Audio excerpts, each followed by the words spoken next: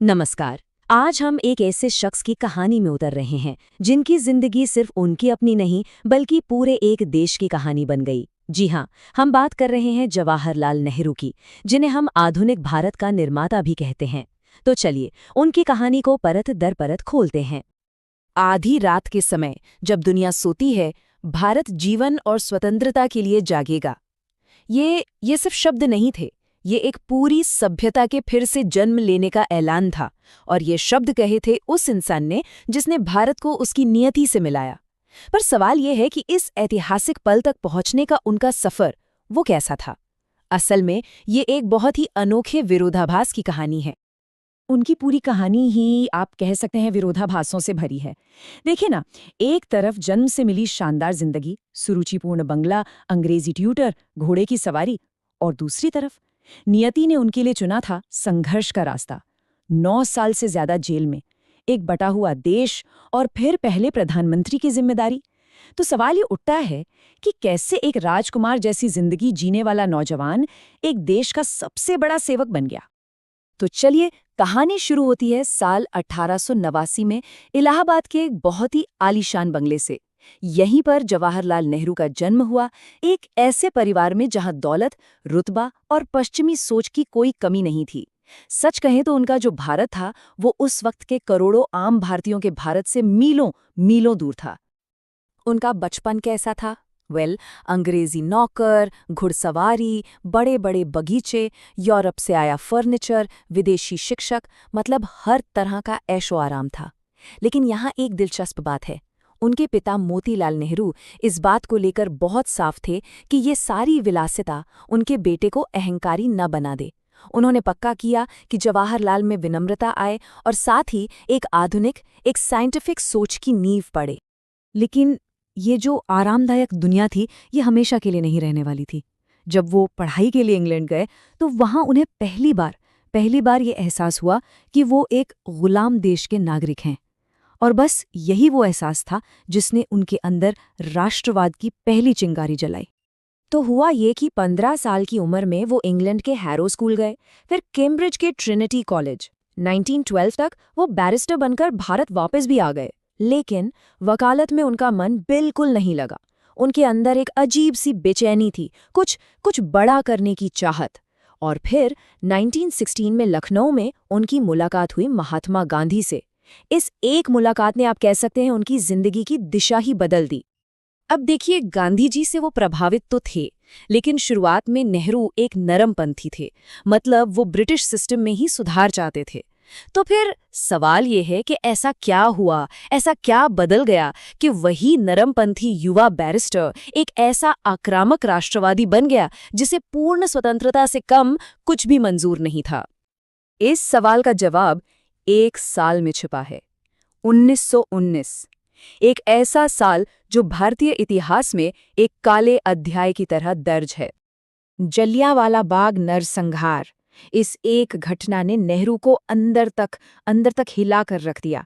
उन्हें ये साफ साफ महसूस हो गया कि अंग्रेजी शासन कितना क्रूर और अमानवीय हो सकता है, और अब सुधारों की कोई भी उम्मीद करना बेकार था।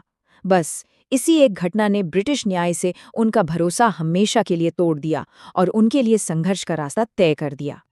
और इस रास्ते पर चलते हुए उनकी जिंदगी का एक बहुत बड़ा हिस्सा जेल की सलाखों के पीछे गुजरा, कुल मिलाकर 9 साल से भी ज्यादा। लेकिन कमाल की बात यह है कि जेल उनके लिए कोई रुकावट नहीं बनी, बल्कि ये उनके लिए एक स्कूल बन गई, एक विचारों की पाठशाला जहां उन्होंने अकेले बैठकर आज़ाद भारत का सपना बुना। उन्होंने खुद लिखा, मेरे लिए जेल एक शांत स्थान है जहां मैं अपने भीतर के भारत से मिलता हूं। मतलब सोचिए, जहां शरीर कैद था वहां उनका दिमाग आज़ाद हो रहा था। वो इस वक्त का इस्तेमाल आत्ममंथन करने और भारत की असल आत्मा को समझने में कर रहे थे। ये शारीरिक कैद उनके लिए एक तरह से बौद्धिक आज़ादी बन गई। और इसी कैद के दौरान उन्होंने वो किताबें लिखीं जो आज भी भारत के लिए एक बौद्धिक धरोहर हैं। Discovery of India, glimpses of world history और उनकी अपनी आत्मकथा। ये सिर्फ किताबें नहीं, ये आधुनिक भारत की सोच की नींव के पत्थर थे। तो जेल में बिताए गए उस वक्त ने और देश भर में की गई यात्राओं ने नेहरू के दिमाग में एक नए भारत का नक्शा एकदम साफ कर दिया था।